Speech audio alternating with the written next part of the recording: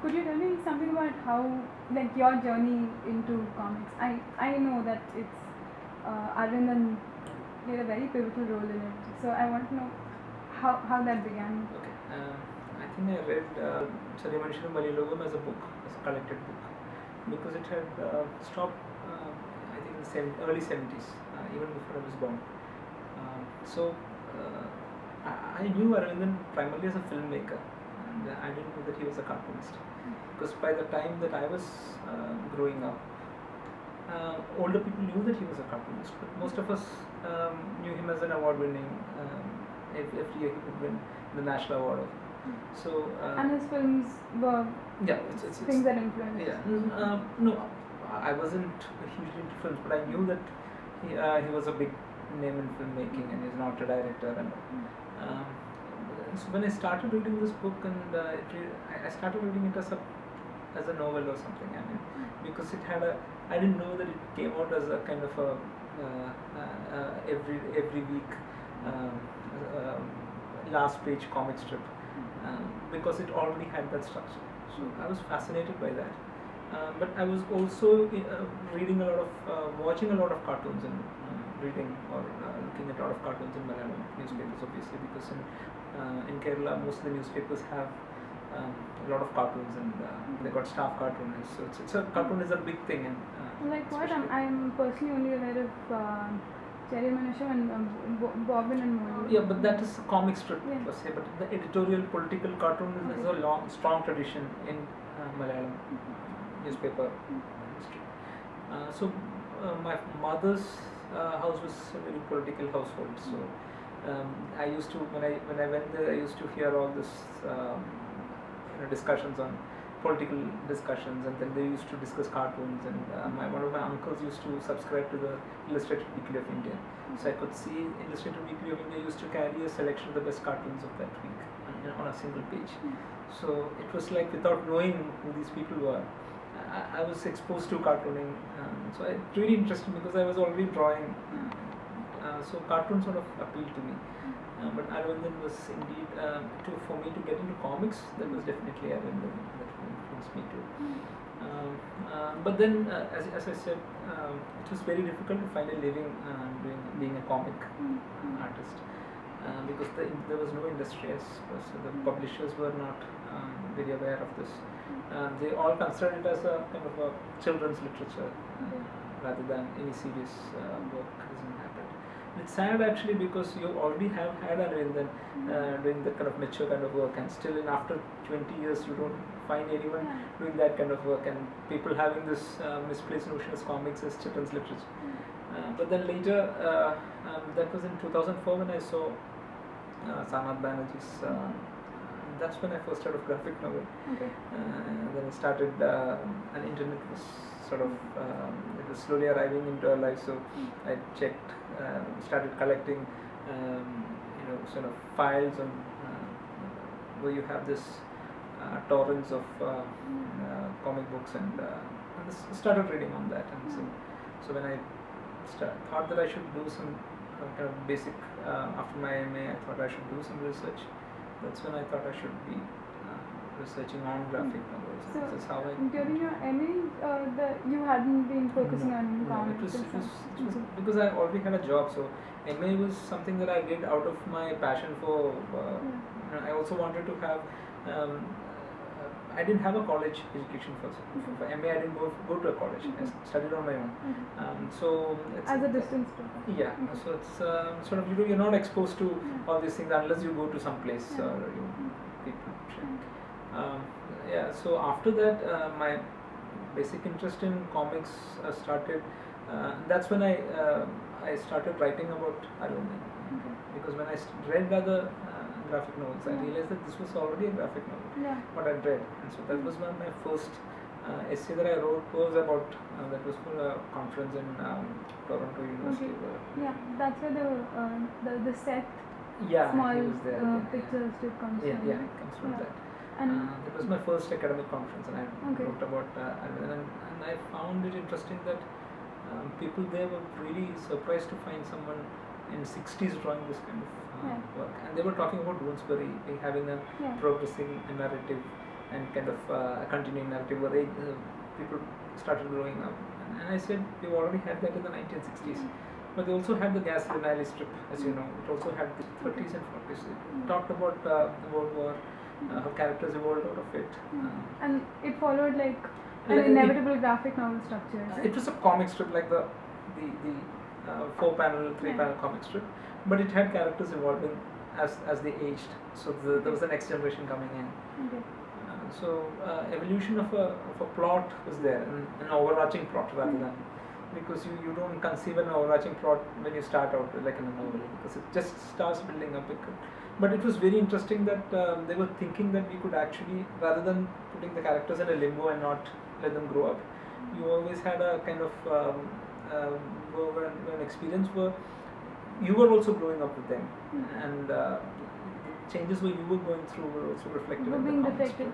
Yeah, because I know that's been like a fairly substantial part of your Arvindan analysis, that the time of the political climate at that time, all the changes were also being reflected in the societal within the panels also. Exactly. Like I think you mentioned as the Sonia Gandhi cohort. Sorry, not Sonia Gandhi, Indira Gandhi cohort kind of change. Because I think inevitably the political climate gets into the societal relations as well. And it has been Arvind's very kind of a preoccupation about, but in his films also, it's this changing of values and systems, and how you kind of come to terms with that. So in his very first film, it was also the main theme of his first film. In comics it was already there, and but he would, I don't know if he was, it was kind of it was not a preconceived plot in any manner, but then he knew that this was happening, and you can actually read into the comics the changes the society was going through. Yeah, and I find that it, like especially in Arvind's case, that the changing was like a two-way street, because both the real world and the comic were bleeding into each other. Exactly. Yeah, that's what I was talking about in visual ethnography. As a kind of a visual ethnography document, I was putting forward this argument that it is actually a visual ethnographic document. People have this problem when we say that it is an ethnographic document, because there's a conceived notion about ethnography as someone who has to go, an ethnographer goes to a society, stays there along with them, and then records everything and comes back and writes a book or what. But it has been challenged anyhow. The recent visual ethnographic practices also talks about how a book or a film can actually interact with the society in which it is produced. So it's a two-way process, as you said, not just kind of a faithful recording of the society. And in this case, in normal ethnographic practices, most of the time the ethnographer comes from an outside society, and they carry all the judgments along with them also. So in ethnographic practices, it's one of the main concerns, how to take away the judgment. And I imagine, especially in Arvind's case, this was definitely an embedded narrative. Embedded narrative, that's so, what. Because like when I was just speaking to Oni sir a little before, I remember he was telling me that at no point does he think that Arvind closed himself to the experience of opening up the comic. Like he never let that narrative get closed in any sense. Exactly. It continued to evolve. Sometimes it's also cyclical. It's not cyclical in the sense it's cyclical like this. It's a helix cyclical. It goes forward, but things come, characters come in and then they fade out, and after 5 years they would reappear, and then their fortunes would have changed. So it's like seeing a friend after 5 years, and you suddenly find that he's gone and did something else, and they never imagined what you have done in your school. I mean, these kind of surprises, and it's very normal in your life experience as well. So for a comic, as Arvindan, Unni always quotes Arvindan saying that you should always kill your favorite. Never be happy with what you're comfortable with. You have to kill your favorite and get on and move beyond that, so that it's always refreshed. The narrative. If you're comfortable, for example, in a normal comic strip world, people don't get aged or they don't grow up because it's a comfortable situation for you to handle. It's also interestingly a very schizophrenic space to be, because it's like what that Rasim Crowe dialogue in Life is in a Beautiful Mind. He suddenly realizes that even though he there's nothing he can do about it. He finally realizes there's a problem because he says the child never ages. Exactly. So it's very obvious that yes, this is a make-believe world, and world. even if it's catering to an adult audience, it is a make-believe world. So it's also it becomes it's also a comfortable situation for the creator. Yeah. Because and often for the reader. Often for the reader, yeah. It's an easy association that happens when you're. But for a comic strip to, kind of talk to the society and take the feedback. I've also recorded the responses of the readers to the comic strip. Oh, where did these responses appear? In the magazine's letters. Okay. The letters to the editor. Yeah. It's amazing. People, there are women who sort of say that I've prayed to this deity to make sure that Ramu gets this job. I mean, the protagonist gets this job at this interview. And do you need a Terlin shirt for the interview? If you give you a size, I'll send you the shirt. I mean, from that to another extreme where they say that you completely changed. You're no longer the innocent thing, and we really don't like the way you are now. So it's the responses are extremely varied as well as very personal. This is kind of a personal connection to the character and the rest of the characters. I found it extremely interesting for them, and majority of them were women. That's what the real eye opener for me. And you'd say that women are not into comics and all. They're the major readers of. Yeah, I remember. I think in that the little girls in a big world. Women in a big world. Yeah, I remember you mentioned that the major readership was a women. And it's not, because they identified with the character. Not only identified, they found fault when he was deviating from. But Arvindan still did it. I mean, he wasn't catering to a comfortable readership. Yeah. He was completely always changing, pushing the limits, and then I find it extremely beautiful narrative that the book has. It's one of the best things I've ever read. Even after reading all the graphic novels that I've read, it still remains my favorite. And for all the narrative stuff, it is very light kind of a. It's light on you. Light. It's extremely. It's not a clouded. It's not. It's not judgmental. It's not never judgmental about people. The faculty member who I got a copy of Cherry Manusham from, he told me that by growing up, it was often the books suggested by Guruji, like Saul Bellow, Sartre, Camus. They would. Like those would be actual recommendations that they would search for. Because Arvindan have this, he keeps on giving these hints and the suggestions about. It's not as if he's asking you to read them, but the characters are talking about Saul Bellow. Run is Thief's Journal, and then he talks about Hemingway, and then he talks about Rabindranath Tagore's works, Teen Kanya of the film that has just come. And Ray's films, the new film, the new movement, the new cinema movement happening in Kolkata. So these are all strewn across the narrative, and people finally it's sort of a window towards a larger world. That's what I always feel. It has the basic, even the character, the main protagonist, he himself is trying to always move away from a claustrophobic atmosphere of his of the society that he lives in. He continuously strives to get into a metro or a city where he can be one of the many and not without the caste and the many identities that you have to carry along. So he always wants to merge himself into a bigger city. That's always there. And I also feel that what Arvindan does with this is for people to show that there's a larger world outside that you need to explore also. So in that sense, it becomes a kind of a window to a new world of cinema and music. And what interests him, he puts it in the comic strip, which influenced many people to search for those books and start reading. He talks about Pannalal Ghosh's music.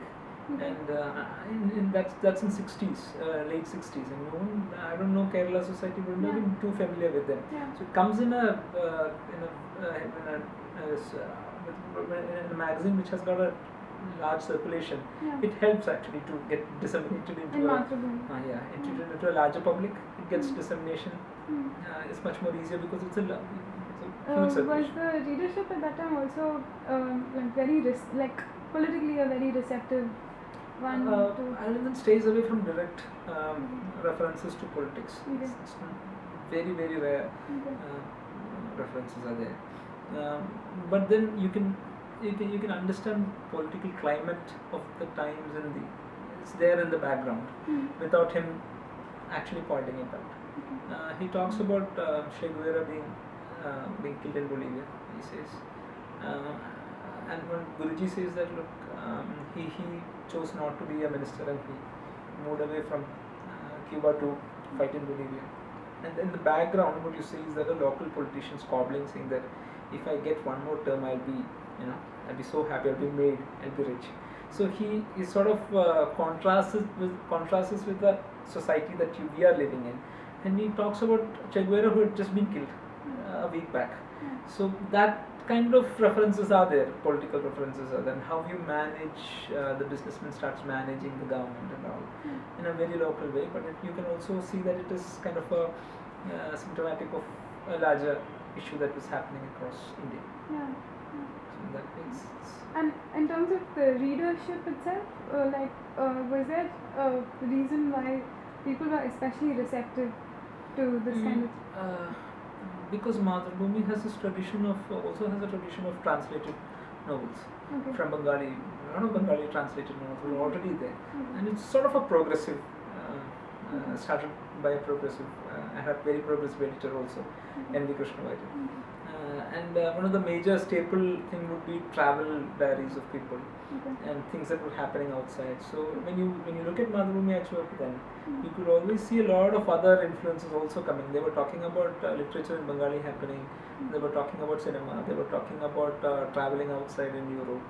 So all these things, when you look at the package, you feel that people are more, trying to get to know more things and trying to learn how things are there outside the confines of your society. Mm. So it surely reflects that. Mm. And obviously, I think people then would. I think it also coincides with the first kind of movement of the Kerala population to outside Kerala. Another interesting aspect of Arvind's work is also when I approach it as a researcher, what I feel is that it should the medium of comics and cartooning, the political cartoon as well, is a visual ethnography tool. It might not, it could be it's a comment on things what's happening around you. So if you take a larger view of the definition of visual ethnography, I think this is also an important tool as photography is. Now, photography is now accepted form of visual ethnography as a tool of visual ethnography. So I think it's time that we also included political cartooning, comics into this fold, because it is also visual rendering of the things that you see. Unlike just And writing, of daily life. unlike the writing. In Arvind's thing, I've seen the social forestry thing was a big thing back then, and in the background of it, you can actually see the signs of social forestry movement being played out. He doesn't directly comment on that, but in the background, you can make it out on as writings on the walls or posters that has been put out. So the cartoon as a comics, if you're actually trying to see a society and not a make-believe kind of a fantasy world, if you're looking at a society that you're trying to look at, I mean, these all things come into this. So I could actually see when I read into it the social movements that were happening in 60s and 70s as well. And I also find that the use of a lens, like for instance in your case it's like the boy who of differing ages, and so sometimes if it's a social commentary, even if it's something that's prima facie political, because it's being spoken about from a lens of quotidian living, it comes off as autobiographical because I can relate to it. Even because that character itself that you trying to, if you bring a character into it, you're trying to It is not your alter ego anyway, but a certain amount of your perspective goes into that character. The, the, the good thing about having a character is also a regular character, kind of a sutradhar kind of a guy who could come and give you a comment to them. It also helps you to ask questions and leave the questions open-ended, rather than having an impact cartoon where you draw a picture and you write it's on your face kind of a thing, or a direct kind of a thing. If you have a character, you can ask him, you can make him ask questions, and which are open-ended, and people. So what my idea of cartooning has always been a middle ground where you can ask questions about things, not taking the one position or the other, but trying to create a ground where both these perspectives come into play, and you present it before a reader, and of course your preferences would be there in your comment, but then it also leaves open-ended questions. That's what my idea of cartooning happens to be. I'm comfortable doing that. I have to say that I'm comfortable doing that. So the character helps, and it also has this. It helps you to make sense to yourself, like what you're trying to say to the. And just as I was thinking about the aspect of relatability and personability that one comes across, I was also kind of inwardly smiling about how in Smalltalk, despite the characters being anamorphic characters, there's also, in a lot of the strips, friends and I have felt a deep level of connectedness to the animal sadness. And these are vultures in a desert. Sad strip, that's why. It's basically a sad strip. Because I don't know, I find it very interesting that that feelings of an animal can resonate like that. I think the comics, Smalltalk, in a sense, it's a very kind of a minimalistic thing, because there is no huge background setup that I'm giving or drawing.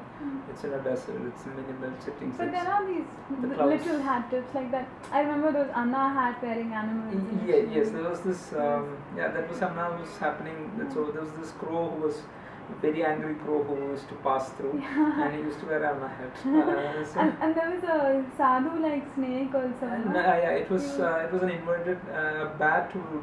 A bat. Just who was literally called a Guruji. Guruji, and he had he said he had an amazing world point of view. This was inverted. So that was obvious things that you can take out from the way bats hang. They hang upside down. So those things are references that you can take from the structure of the animal as well. I think it gives you a more. It helps you to be a detached observer, in a sense, because you're using animals, and you can in Smalltalk it's a completely some other place. You can locate it. So it tends to talk about general things rather than specific everyday incidents. The Smalltalk, after some time, what happens is that you become comfortable with your comic strip. So things starts generating, ideas generate itself, rather than you think about something happening around you and then putting it into a comic. Yeah, because before I would see that Smalltalk's characters would talk about things that are slightly topical. Yes, exactly. But now it's more about like life. Yeah, true. That's very true. Because before that it used to be like everyday things that I was saying. Or things and now that finds its place more in the single panel. In the single panel cartoons. So the comic strip has started it's got now I think it has got a pace of its own, where it's generating its own ideas, rather than I don't have to really think about what's happening around and trying to put it into a comic strip. So it's more manageable, as well as I think I've started enjoying drawing it rather than thinking about it. So you've been drawing since you were very young, is it? Just like cartoons? No. I think I started drawing cartoons in college. I used to paint and draw, but it's just in a very amateurish way. But only later I went into cartooning. I started getting interested in cartooning maybe high school. Okay, like pencil drawings. Yeah, normal, Okay. trying to copy the master's line and all those kind of Okay, stuff. okay. Like caricaturized. Yeah, things. those kind of stuff. And when you're interested in politics, when there's an atmosphere of politics all around you, Yeah. in my mother's house, so you start Yeah, picking up even- things that's in the air, like Yeah. so that helped in cartooning. So Mm. as I said, Illustrated Weekly was a great. Shankar's. No, Illustrated Weekly of India. Okay. It folded up in 90s, Okay. but they had one page of cartoons that they sourced from other newspapers. Okay. So a week's best cartoon would appear on that page from different newspapers. Oh, okay. Okay. So I just read that page. I didn't know where they were originally appearing in. Yeah. But then that was a great window to cartooning. Yeah. How did you start pitching your drawings for? It happened. I first got into academic research on cartoons and comics. So we had this active study group in Thrissur. Okay. So we thought I proposed to them saying that let's do a conference on comics Okay. and cartoons on comic art. Okay. So I thought that there will be other people like this around India who will be looking for a platform to actually talk about comics and cartoons.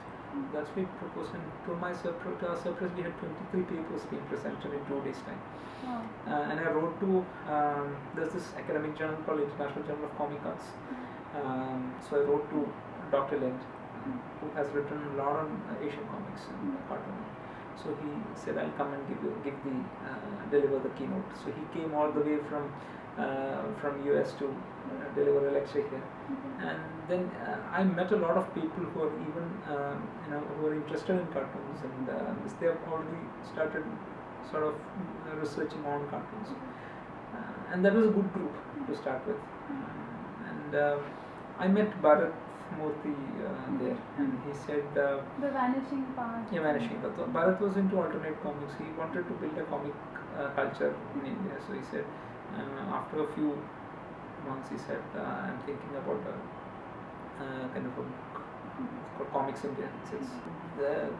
We had this Comics India collection that came out. And I drew one, the first one and the third one I drew. So many of the cartoonists that drawing now, like Pia, she drew for that. Vidyan drew for that. Oh. And then Bharat, me, then many of them who started out with Comics India. Yeah. And then after a few, Kailas Iyer of Bombay, from Bombay. So a lot of them who started, who still doing comics in India. I met them first in this collection. Okay. So I drew for 2 collections, and then Manta Ray wanted me to draw for their small picture that was appearing in the Mint, and that's how I. And then the Small picture, I drew small- 13 stories for small picture. And then when mixtape, when they were planning the mixtape, Pratik asked me if I would want to contribute a story to that. So that's how. Yeah. Okay. So big picture, when Dilip started Chimera Comics, he asked if he's trying to bring an online kind of a thing with Mint. It's a Mint on Sunday. Oh, so it doesn't appear in the print edition? It doesn't appear in the print. Of course, yeah. But small picture did appear. Small in the picture print was a full edition, page Yeah. kind of live Every Mint. Wednesday. Yeah, every Wednesday. Yeah. This is every Sunday. It's an online thing. Okay. It's basically a mobile platform, Okay. but it's also available on this website, Yeah. but yeah. not in print. Yeah. It's also interesting because I think the future can move from the print to different things happening now, which I find it really interesting times to be Yeah. drawing comics in India. Yeah. Also found it very interesting that someone would pick. Harper would publish Crocodile in Water, Tiger in Land. Yeah. They bring out a collection of that. Yeah. You couldn't imagine it a few years back. A Yeah. comic strip like that, Yeah. very kind of Very alternate, very different. different, completely different comic strip being brought out as a book. Since I think it bodes well for the comic Yeah. strip Yeah. in India, Yeah. and that's a beautiful comic strip. The Indian political cartoon has got a long tradition. Even the comic book, if you count Indradal Comics and all, it has got a tradition. And post 2004, graphic novel is a big thing in publishing. But the comic strip is languishing somewhere in between. Even though we have already had this is Suki from Anjula Bhattanabin's. Suki is just a beautiful comic strip, and I've written about it, and I think it's a very kind of postmodernist comic strip. Manjula never went into political cartooning. She stuck with comic strip. But it's an amazing comic strip. It's like how I felt when I saw Arvind's comic. It was like that, and I think it was ahead of its time anyway. The comic strip. But it's beautiful. Even before Kathy, I guess. Oh, Kathy was happening in the West by then. Kathy is first woman-centric comic strip. Okay. Catherine Guswhite. Catherine Guswhite. She drew Kathy. So it's a working woman kind of protagonist is predominantly. She's the Kathy is the protagonist of the comic strip, which is very rare in comic strip to have a protagonist as the woman as a protagonist or the central character. In India, it was unheard of. The scales, I think, happened in early 2000, the first few years of the millennium, for the financial expos, I guess. When he was working for them, and they wanted a comic strip. And I've actually written about it on Teen Power. That's called Teen Power. That comes out from. I wrote about it as tipping the scales. It's a brief thing on that. It's on the blog, is it? Yeah, it's on the blog. It's about a snake charmer and a snake going about around in India, and it talks about an emerging economy. It talks about new things that comes around, into mobile phones, and how the cubicle where the old telephone cubicles are being phased out. This kind of stuff, because you have to see in 2000 the economy was already opened up, but then the economic papers were carrying more political news, and the normal newspapers were carrying more economic news, because economics and politics were kind of sort of very important. What year was this? In early 2000, 2001, 2003, I guess. Written about it. So it's interesting to find a normal economic. It's very refreshing. You don't see those kind of stuff. Even in the one economic strip, I think very few economic strips. But to catch the economic boom that is happening and the things associated with it, Scales was amazing. I actually I don't think Google gives out much information for only previous work. No, it's only the more recent stuff in the Indian Express. Exactly. So I think there was like a wealth of information that I was not aware of. It is not there because there has not been an archiving of comic art in a proper manner. I found it extremely difficult to research on many things, because for example, I wanted to write about Abu's comics of Salt and Pepper, but then very little of it remains. Abu has a scrapbook which his daughter donated to the Nehru Library. I went for 3 continuous years. Like, it's not an easy task for me to go from Kerala to Delhi every year. And I went there and asked for them if I can see that scrapbook, because I wanted to read the whole strip. I have vague remembrance of that strip as it was translated into Malayalam as well. So I remember reading about it in Malayalam. But I wanted to. Salt and Pepper about? It was about a small elephant, and it was an funny animal strip. It was really interesting. It was really beautiful, very simple, but it got a Peanuts kind of a style. But it was in Sunday Observer, I guess. It came out in Sunday Observer. I'm not sure. But a translated strip also came in Madhubhumi, so that's where I read it. But I went to the Tirupati library. It was not there. They said it was sent out for fumigation. For 3 continuous years I went, and they had no clue about it. So that's how comic strip and the comic art gets treated in India. And very recently we see researchers coming and writing about comics. Ashwati is writing about Bob and Molly. She's doing the research in DU. But what you see is that major research in Indian comics have always been on Amar Chitra. ACK is the started from even people who coming from Western universities, they've always confine themselves to. Yeah. Uh, I find it just just as only a starting point, perhaps, because Exactly. it is part of history. of Exactly, course, exactly. but- But not the other stuff that you people don't look at the other stuff. I mean, we've got a varied history and Mm. different stuff. Right. I think Subhendu Das Gupta,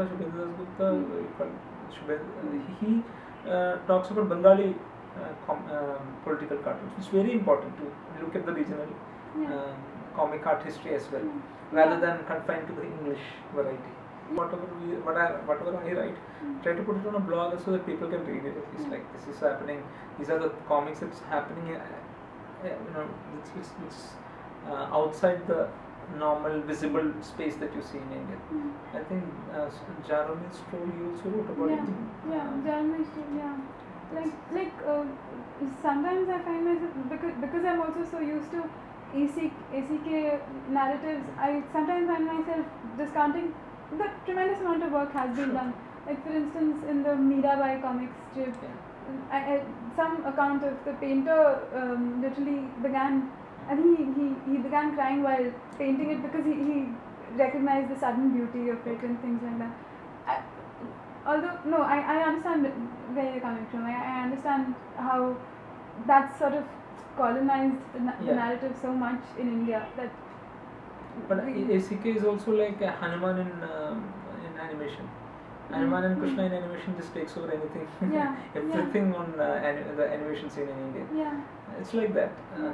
People start and stop at ACK, which is not right, I guess. Yeah. You have to move beyond and to see what else was happening. So a lot of it is not being recorded. I mean, the major strips have not been recorded. It's a very, very difficult process to research them, because you don't have anything as your secondary material. Yeah. Even primary material itself is very difficult to find. So you don't Yeah. have. There is no writing on comics and comic art. Yeah. I met Rumi because I was looking at someone who had already written on Aravindan. Because being trained in academics, you always want to substantiate your claims with other people writing as well. So that's the only reference about Aravindan's cartoons came from something Rumi had written. Okay. So it's very far and few in between to have a normal research happening in India. So it's somewhere it's there, and then you have to. But once after a few years, if you can put it out, then you have a kind of. It's just starting in India. Yeah. But I think if you have to put out whatever you're writing. It's difficult to research comic art in India because some things that if you also realize when you research that you can't actually. Most of it you can adapt, but some things you can't adapt from the Western understanding of the art, because our art is also different. Yeah. I think you have also written about that, of the Indian sensibility, which is pretty different from when you draw comics. You are drawing about your experience. You're not drawing your experience as a westernized member of westernized society. So your narrative is different, your technique is different, the things that you want to show is different. The images are different. Your pace is different. Yeah. Pace in which you tell a story is different. And I saw the kind of the extent of self-awareness Joe Sacco had in his Kushinagar piece, because he knew that he doesn't know enough about the caste system. Exactly. And I had a huge problem with that. The Kushinagar piece. Because I've read his Sarajevo pieces and I've read his Jerusalem and Palestine pieces. I didn't realize that he had a foreigner's eye back then. Only when he came and drew about Kushinagar, I realized that he was looking at through. There was this other guy. The otherness was there. You know, there was some kind of a barrier that he was unable to cross and talk about it. Yeah. Unlike and that rupture exists in the narrative. Exactly, and he accepts it. Yeah. But then I realized that when you read Palestine without that rupture, because you are not familiar with Palestine, and you don't realize that rupture is there in Palestine. Only a person who is brought up in Palestine would realize that rupture. I realized the rupture only when I read Kushinagar. I didn't feel the same thing happening in Road to Sarajevo or The Fixer or Palestine. It didn't strike me. Only when you're looking at an Indian situation, then you realize that there is some things that is not joining together. There's something that's odd about it. this is not how you would see Questionnaire. Yeah. Do you see potential for like how long form comics journalism pieces are like keep on happening, like especially in fusion comics and all? Do you see that happening here by Indian writers slash We artists? should, because we should be able to do that, because it's not a journalistic kind of a, rather than a journalistic tool, I think it's a narrative tool, because your experience of your life is so different and varied in Indian circumstances. It's not a uniform experience that you have. It's very different. So and naturally, what happens is that comics can be used to kind of address that. Yeah, and even from an Indian writer's thing, there will always be that outsider.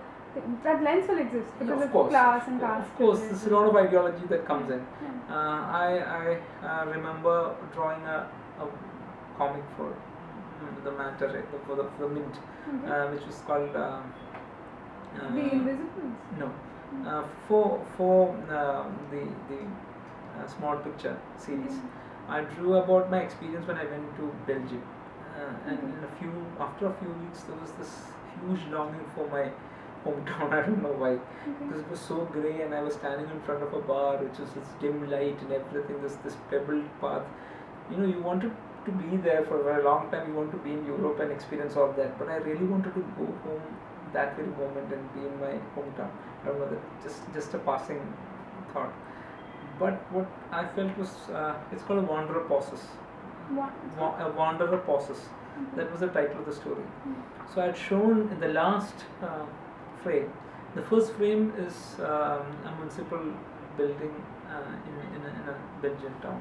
It's a beautiful Gothic church-like building of the city of Louvain. It's an old Christian university town. I think the second university in Europe after Bologna in Italy. So it's got a beautiful Gothic style. That's the town hall of Louvain. So I'd drawn that as the first thing, and I finally, these are the striking images that I found. Like all the striking images that I found on my travel, I've been drawing. And the last form, I said, and I wanted to go home. I had drawn Thrissur. The centerpiece of Thrissur is the Vadakkunnatha temple, which has recently got recognized by the restoration effort by the UNESCO for the best restoration efforts. Thrissur is a town which is a hillock. You have this temple on the hillock, and the city surrounds it. And the city is like it's like 64 acres of land in the middle, and 2.5 kilometers of circumference road goes around it. And this road is the city. I mean, the heart of the city is that. So in the middle of the city is this temple. So I've never been kind of a practicing Hindu or anything, but that is the predominant imagery that I felt. Not the imagery, but that's the thing. It strikes me most because when I'm in Thrissur, in my hometown, there's the image I see every day. So when I'm thinking of home, the first image comes is that temple and that hillock. But some of my friends found it very disturbing. He said that you're being kind of a pseudo-nationalistic, pseudo-Hindu, pseudo-secular, because everything foreign is the church, and everything home is the temple. It's a very, I mean, you have to give. He can say that because he's also academic, so he must have read that into it. So I never had a temple because it was not a church. It was a town hall. It was not a church. But he thought it was a church, and he said that you're being on a Facebook comment, and then I said I didn't look at it that way. Thrissur, being in Thrissur, because that's my experience of experiencing my town. Like my first engagement with that came from when I read your essay in the Fountain Ink, which said that that the robustness of Indian experience doesn't come across. And I remember thinking that although I had actually found it a little bit in the small picture, and so it started as attempting a counter. I saw that. But like then again, no, I know what you mean. But from a creator point of view, what I felt was that you can't use the same Tropes?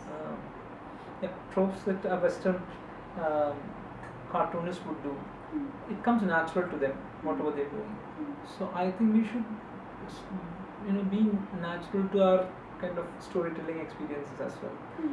Rather than what I feel, being a creator, I shouldn't be telling this because I'm trying to be judgmental about other works. It shouldn't be like that. But I also feel that we haven't had enough of. We've been aping a lot of Western style of storytelling. For instance? I don't know the name. I mean, Yeah, I no. really take the name, but basically, what I I'm mean, saying in terms of is style. not only style, but sometimes it's completely alien to you. You don't feel that this happened happened around you. I mean, I think if I could borrow his words, it's like how Ray changed filmmaking in India. I mean, this was not a complete, he didn't completely take the Western sensibility and put it into an Indian thing and put it on. He changed it up. He had his own Indian kind of storytelling style. Yeah. Because we've got, as I think Vidun has researched on it a lot, like the Pachitra style. Yeah, the Mahabharata and how the story Yeah. traveled and different modes of changes. traveling. And then, for example, another example is Aravindan's characters. Sadanand Menon, who I interviewed for this one of the research pieces, he talked about Aravindan being a Kadakar, where he would tell a story, stop at some place and move into the other story, and go and go and go, and then come again into the old story, and then take up from the story from there and go. I mean, there's a lot of detours that's happening in Indian storytelling style. Yeah. A detour is accepted kind of. Kadakar is like that. He goes in a story goes like this. He weaves into another story. He travels into that story and comes back at some point with the old story and goes. It's very organic. So those kind of things, like your experiences, which is very local. Sometimes you can't put it out in. It's a very problematic thing to say this. I don't know how to put it because I experience it when I'm drawing it. How do you find a language in which you can tell these stories? That's been the real fun in doing comics as well as the challenge in